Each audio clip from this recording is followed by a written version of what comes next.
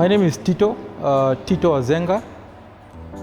I come from western region of Kenya, and basically I grew up in Nairobi. Nursery in Nairobi, primary school in Nairobi, secondary school, that is when I went to the borders of Kenya, Uganda, that is western still. I finished my secondary there, and then coming back to Nairobi, that is where I went to now college and stuff. After that, I ventured more into sports. I love playing basketball. Going back a little bit, I used to play football in primary. I used to do gymnastics. And then going to secondary, I ventured now mostly into basketball. We used to play basketball every Sunday. We were very fortunate to have a basketball court at our estate there. So we used to play basketball. It was something that we had to do. We just wake up, the court is there, it's free, entry is free, the balls, we had them. So we used to play every Sunday, apart from every evening after coming from Kibaruas, doing the evening drill and stuff, not having a team formally then. And then one Sunday some Wazungu guys used to come in. They just come in, and then we would share. They would play on this other half court, and then we would play on this other half court. And then they will play till midday, they would go, and then we'll still kind of sit there because that is our home yard. And then after that, we'll go change and maybe go to some places out or stuff. But moving forward now, we kind of gotten to merge, like, hey, why can't we maybe play them against us? I think they decided to notice most of the guys, and then in terms of who's the good player, who is a bad player, who's an average player. So that is now we started introducing ourselves to each other, knowing names, what you do for a living, if you're in college, working, Kibarua, and all that. So that is how I knew Kevin, Jeff, yeah, there was John, there was Ahmed, but Ahmed was not playing basketball, he just came and used to spectate. I noticed this Kevin he liked to be on the winning side. So he was the one choosing the games. I mean, the team members on his team. So he would come, choose that, and then we start the game. So his team, which I happened to be in, would win the whole game. So we will be in the court from maybe 9 on Sunday morning till 1, beating team 7, and then after that we will go out. So by then I was working in Concord Motors. I never knew what he was doing because he was senior to me in terms of everything. So going too much into details, we just playing basketball, and that was that. So once when I was elevated in Concord to be in the front office, I saw this Mzungu guy coming, and then this is somebody I know, we played basketball together. And then he was also amazed to see me, and then we introduced again in terms of what I do, is where I am. And then he also said, this is where I am, 748 services. These are the cars that we normally use, and then I want them to be serviced here. So I said, okay, it's a good deal. And then we extend contacts now, and then I started booking them in terms of if I'm going to give them a better credit facility or discount. So they started bringing the vehicles in while still playing basketball every Sunday. And then just one day I thought, why can't I ask them if there's something else I can do apart from this, which is going to give me a better offer. And then he told me then that there are two things. Either you decide to leave your family here in Nairobi and go to Lokichogio, or if that is impossible, there is something that is brewing up in Nairobi which has already started. Maybe you can We can look into that. I didn't know what was brewing in Nairobi back then. I didn't know what that was. So I said, yes, I'm ready. So by then I took a leave on where I was doing, Concord Motors. I took my leave, 1 month leave, and then I went to Adams. When I went to Adams, the former Tumbos club, I saw Java. And then I was welcomed in. I saw John. Obviously, I knew John. We were playing basketball.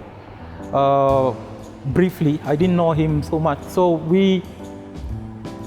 just like Kevin told me, you go and meet John and then go with your papers. And then I went in. At that particular point, it was like ripe for me because who was handling the roaster machine was initially the GM of the company. Java still a small company. And then he had been sacked. So who was running that machine was the director himself, John. Obviously, he needed some break so that he can do some other things because he's the owner, one of the owners of the company. So he took me in with the technicalities, the technical capabilities that I had. He took me in, showed me through, and then told me, that is the machine that we're going to be working with. I didn't know much about coffee. I knew much about vehicles, cars. So I didn't know anything about coffee. So I moved in, and then he asked me one question that I really appreciated.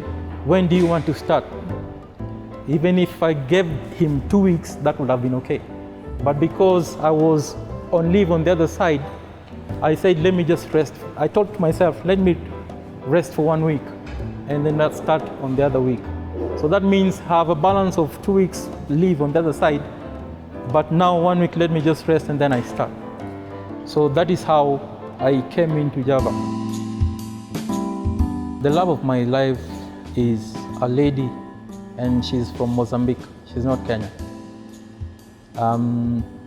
It's not that I don't like or love Kenyan ladies. Kenyans are beautiful and all that, but it's just, nature follows its course. So I just found myself in Mozambique. Then there was this beautiful girl, just young like me, and then I'm having 2 boys with her. I think for me, I really am scared of losing. So when I wake up, I always want to be on the winning team. Always I can't say that nobody is perfect, but you can try and perfect whatever you do. So what drives me is when I do something to perfection and then it is realized back. That drives me moving forward. It gives me the driving force to go ahead. What I love about Java is the word Java love itself. With me, I can't speak for everyone else, but with me working in Java, there has been that space that you're given. If you're given a role, and then once you do it to perfection, within your jurisdiction, there is that space that you're given. Do it, make decisions as long as the decisions are good, depending on what you're thinking about, what you have to give direction, then they give you that freedom, and then that is what I love most about Java. And another thing is also, you will always be noticed from within. I always say, if you do something and then you do it with passion, with love, with whatever that comes, with whatever that you do, even if you're noticed from within, you will be noticed from without. Any other time, you never ask how or long it's going to take, but I think in Java, many people have got so many stories to tell. Somebody will come from steward and then will shoot up, and then how he shoots up or she shoots up, you never know, because she or he was noticed from within. So there is no shortcut. Once you do your thing, you do it perfectly, you do it passion, you do it purpose, then you will be noticed. Well, I think the lesson is that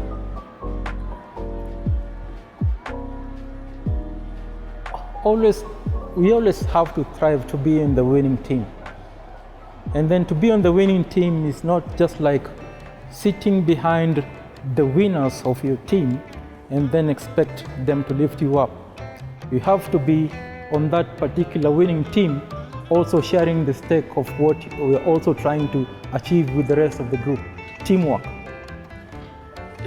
And then having the passion for what you do, because if you have the passion for what you do, obviously you're driving the people who are behind you or the people on the same level. So if you don't have the passion, if you don't have the drive, if you don't have anything to do with that, then you cannot go there. Because if going backwards, like when I was doing the car wash thing, I was doing it with passion, and then customers used to love what I do. They will see the car sparkling, and then they will. I was a car wash then, but I was known in the company more than even the accountant, the senior manager. Customers coming in, where is Tito? And he's the car. So you can imagine that element of coming from law, which is a tradition in Java, coming from law regardless of your educational status, coming from law, which really builds you up growing up. Because one day, one time you'll be having your own business, God willing. And then you wouldn't want to be somebody who's just seated behind the table and then giving orders. Do that, do that, do that. Because you have to know what's happening in the grassroots. If you don't know if you can't know what is in the grassroots, then you're not running your own business. So the lesson is just learn whatever that you can from whichever position that you can, with purpose, with passion. And then moving forward, I think it will carry with you as you move forward.